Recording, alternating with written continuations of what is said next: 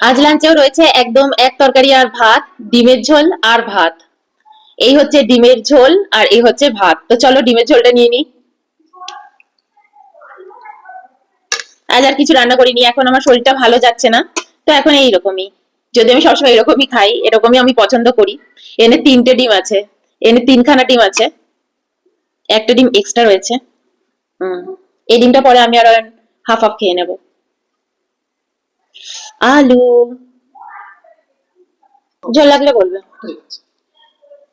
আমাকে একটা এলাচ দাও। ঝোলের এলাচ খেতে হেভি লাগে ভাতের সাথে মেখে। বের করে নিয়েছো সব? এ বাবা, অয়নও শিখে গেছে। অয়ন আমার দেখা দেখি সবকিছু অ্যাপ্লাই করে, যা খাই যেরকম খাই অমনি অ্যাপ্লাই করে। খুব সুন্দর গন্ধ বেরিয়েছে, দারুণ গন্ধ বেরিয়েছে। আজ রান্না করতে করতে অনেকটা বেলা হয়ে গেছে। উপর দিয়ে একটু ভালো করে ঘি ছড়িয়ে দিয়েছি। এটা কি এলাচ? 3টে এলাচ দিয়েছিলাম, ছোট্ট একটা এলাচ। তো চলো মুখে দিয়ে আগে দেখি সল্ট হল সব ঠিকঠাক হয়েছে কিনা। হুম, দারুণ হয়েছে। একটু সল্ট নেবো। একটা তরকারি রান্না করবো, ভাল লাগলে না ভাল লাগে, ভালো করে রান্না করলে ব্যাস শান্তি। আমাদের খাওয়া দাওয়ায় কোনো মানে বিলাসিতা নেই, সারা জীবনই এরমই খেয়ে এসছি। চলো। হুম,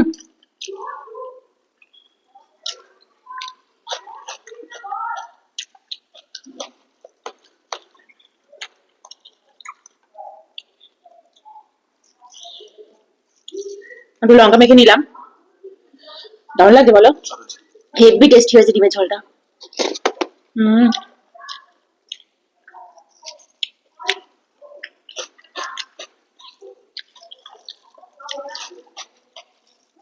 ভাত নেবে ঝোল নেবে? চলে গিয়ে এখানে আছে, একটু ডিম দিয়ে খাওয়া যাক।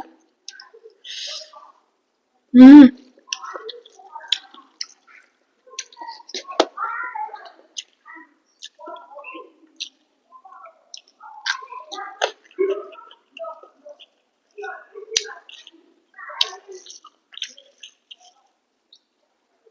ঝোলটা নিয়ে নি। হুম,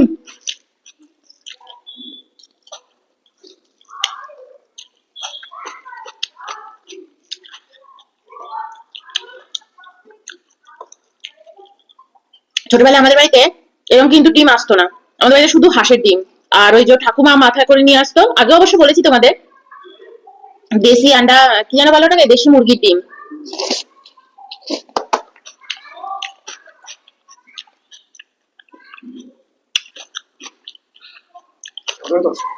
বুঝতো?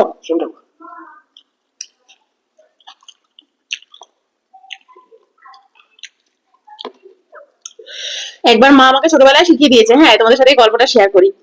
অয়নদের পাশে, অয়নদের বাড়ির পাশেই দোকানটা ছিল, ঠিক আছে নাম নেবো না। তখন আমি ক্লাস 7-এ পড়ি।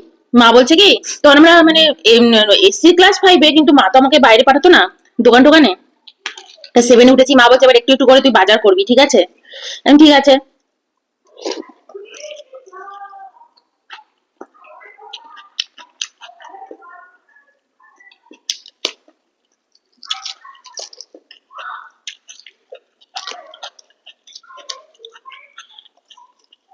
আমি জানি না আগে তোমাদের গল্পটা বলেছি কিনা, বললেও হয়তো অনেক যুগ আগে বলেছি, আমার মনেই নেই এই গল্পটা তোমাদের বলেছি কিনা। মনে পড়লে বলে বলছি। তোমরাও খুব বলো দিদি, তুমি এখন আর গল্প বলোই না, তো এটা মনে পড়লো তাই শেয়ার করছি। তো মা বলছে 7 উঠেছিস, এবার মাঝে মাঝে দোকানপাট করে আনবি। ঠিক আছে করবো। তো বলছে দোকান থেকে বলবি হাঁসের ডিম দিতে, কারণ আমাদের ওই পাশের দোকানে হাঁসের ডিম দিত কাকুরা,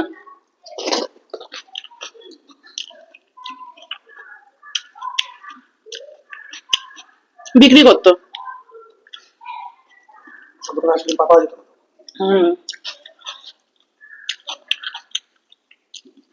মা যদি শুধু ওইটুকু বলে আমাকে দোকানে পাঠিয়ে দিত, তাহলে মেবি আমি হয়তো গিয়ে বলতাম যে হাঁসের ডিম দাও, বলে নিয়ে আসতাম। কিন্তু মা আমাকে বারবার বলে দিয়েছে পোল্ট্রির ডিম আনবি না, পোল্ট্রির ডিম কিন্তু আনবি না, ওই ডিমগুলো কিন্তু আনবি না, বড় হাঁসের ডিম আনবি, বড় হাঁসের ডিম আনবি, এরকম বলে দিয়েছে। আমি রাস্তা দিয়ে মনে করতে করতে গেছি, এ ও কথা বলছে তো, দিদিমণির মেয়ে এই কোথায় যাচ্ছিস, এইটা ওটা সেটা, তোর মা কেমন আছে ভালো আছে, এসব উত্তর দিতে দিতে যেতে গেছি, ভুলে গেছি। এবার দোকানে গিয়ে আমি লাস্টে কি বলছি জানো, আনছি আমাকে কিন্তু রাজহাঁসের ডিম দেবে, হাঁসের ডিম দেবে না, আমার কিন্তু রাজহাঁসের ডিম দেবে, তোমাদের দোকানে রাজহাঁসের ডিম আছে, মা বলেছে রাজহাঁসের ডিম নিয়ে যেতে। হুম।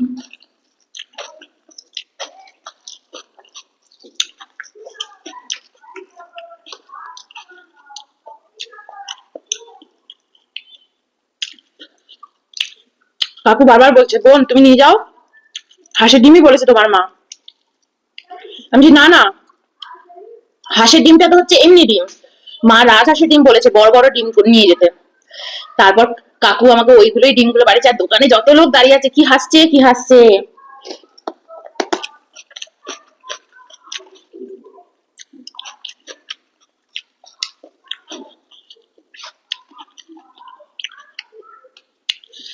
তো এই ছিল আমার প্রথম দোকানে গিয়ে ডিম কেনা, জীবনে প্রথম। তার আগে কোনোদিন আমাকে দোকান টোকান পাঠায়নি। মাকে এসে আবার রাত্রির বেলা বলছে যে দিদিমণি আমি ঠিকঠাক পাঠিয়েছি তো ডিম বোনের হাতে, বোন আমাদের দোকানে গিয়ে বলছিল রাজহাঁসের ডিম দিতে, কোথা দিয়ে পাবো বলুন রাজহাঁসের ডিম। মা বলছে না না, আমি ওকে হাঁসের ডিমে আনতে বলেছি, পোল্ট্রির ডিম যেন না আনে, তুমি যে বুদ্ধি করে পাঠিয়ে দিয়েছো ওর হাতে। তো এই হচ্ছে আমার ছোটবেলার বাজার ঘাট। আরো আছে অনেক গল্প, মাছ কেনার যা গল্প আছে না, সে আজ বলবো না, অন্যদিন বলবো।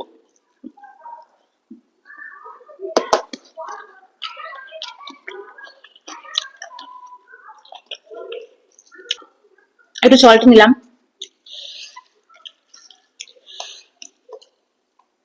সল্টটা দিয়ে না খেতে খুব ভালো লাগে আমার।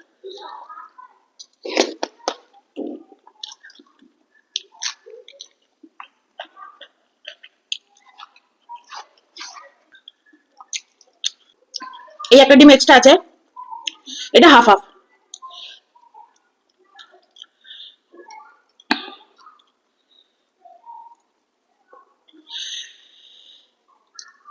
আর কুসুমটা বেশি চলে আছে, আমার চোখলাটা বেশি রয়েছে। খাও।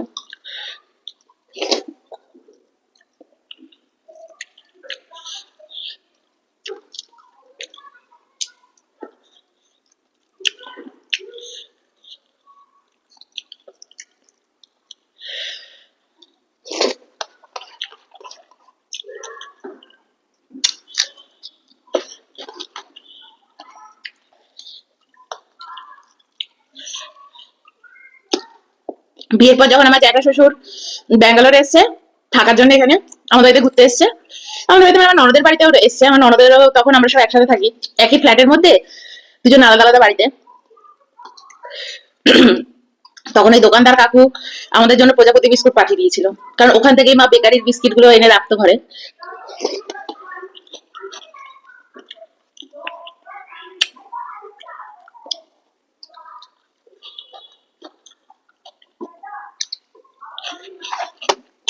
বলছে নিয়ে যান, আপনার বৌমা খেতে খুব ভালোবাসে।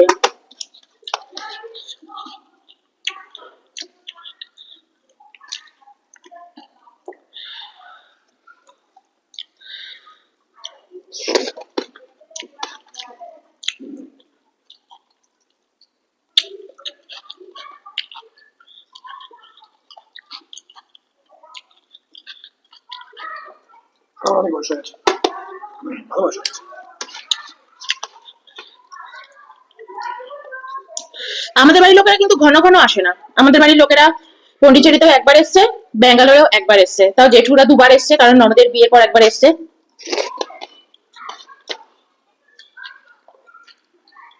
জেঠুরাও একবারই এসছে। একবার ভালো না।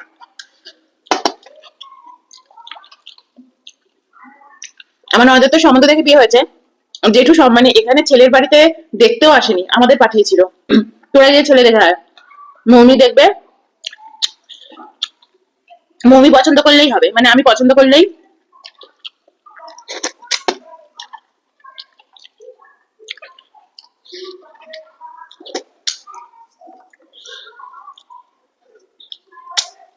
সবাই সবার উসুলে বাধা থাকে, আমার মা তো আসতেই চায় না, পন্ডিচেরিতে একবার এসছে, তাও দেখতে এসছে জামাই কেমন করে রেখেছে, ব্যাস শান্তি হয়ে গেছে। তারপর থেকে আমি বারবার বলেছি মা এসো এসো, বাড়ির লোকেরা এসো।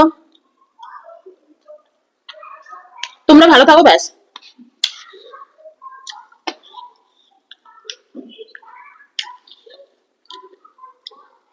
অয়নেরও তাই, জার্নি করতে চায় না এত দূরে। কলকাতা এখন ঘর বাড়ি সেরকম আসলে না, তো অন্য সমস্যা।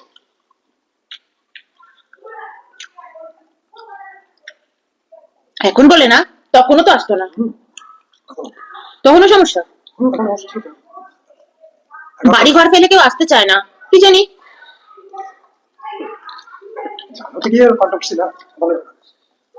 না সে আছে, আমাদের বাড়িতে তাও লোক আছে, তার মাসি আছে, অয়নের বাড়িতে তো কেউ নেই না। টেনশন আছে।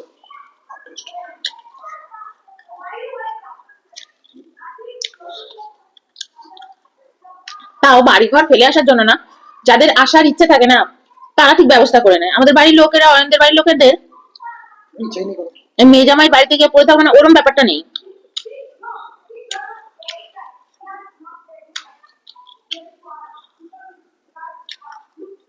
সব একবার একবার করে এসছে। সবাই একবার একবার করে এসছে।